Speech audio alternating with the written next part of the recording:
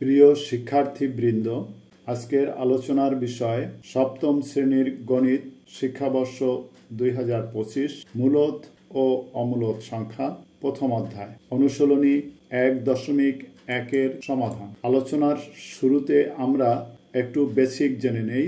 মৌলিক গুণনীয়ক কি? যে সংখ্যাকে এক এবং ওই সংখ্যা ছাড়া অন্য কোনো সংখ্যা দ্বারা নিঃশেষে বিভাজ্য হয় না তাকে মৌলিক গুণনীয়ক বলে। এবারে বর্গ ও বর্গমূল।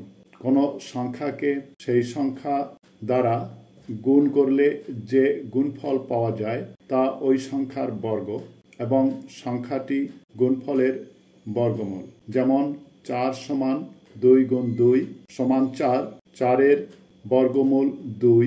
সহজে বোঝার জন্য প্রতিটি অঙ্কের পাশে বর্গ সংখ্যা ও বর্গমূলের একটি চার্ট দেওয়া হলো। নম্বর 1, মৌলিক গুণনীয়কের সাহায্যে বর্গমূল নির্ণয় করো। ক 169। সমাধান: 169কে মৌলিক গুণনীয়কে বিশ্লেষণ করে পাই 13 এবং 13, কারণ 2, 3, 5, 7, 11 সংখ্যা দ্বারা 169কে নিঃশেষে বিভাজ্য নয়। অতএব 169 সমান 13 গুণ 13। প্রতি জোড়া থেকে একটি করে গুণনীয়ক নিয়ে পাই 13। অতএব 169-এর বর্গমূল 13।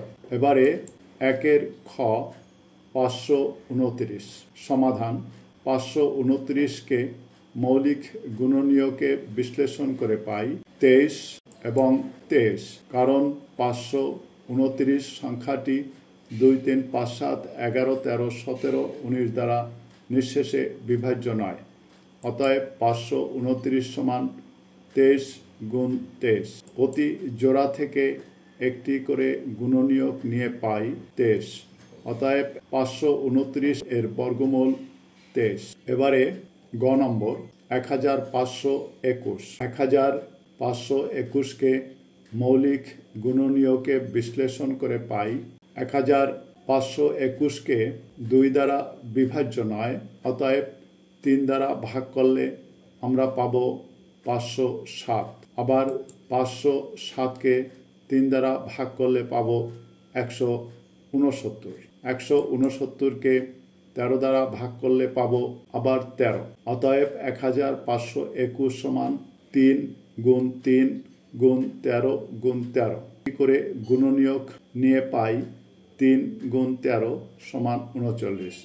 অতএব 1521-এর বর্গমূল 39। এবারে 1-এর ঘ 11025। 11025 সংখ্যাটি 2 দ্বারা বিভাজ্য নয়। 11025কে 3 দ্বারা ভাগ করলে আমরা পাব 3675। আবার 3675কে 3 দ্বারা ভাগ করলে পাব 1225। 1225 সংখ্যাটি 3 দ্বারা বিভাজ্য নয়। 1225কে 5 দ্বারা ভাগ করলে পাব 245। 245কে 5 দ্বারা ভাগ করলে পাব 49। এবারে 49 সংখ্যাটি 5 দ্বারা বিভাজ্য নয়। 49 সংখ্যাটিকে 7 দ্বারা ভাগ করলে পাব 7। অতএব 11025 সমান 3 গুণ 3 গুণ 5 গুণ 5 গুণ 7 গুণ 7। প্রতি জোড়া থেকে একটি করে গুণনীয়ক নিয়ে পাই 3 গুণ 5 গুণ 7 সমান 105। অতএব 11025-এর বর্গমূল 105। ধন্যবাদ সবাইকে। আমাদের পরবর্তী ভিডিও পাওয়ার জন্য আমাদের সঙ্গে থাকবেন।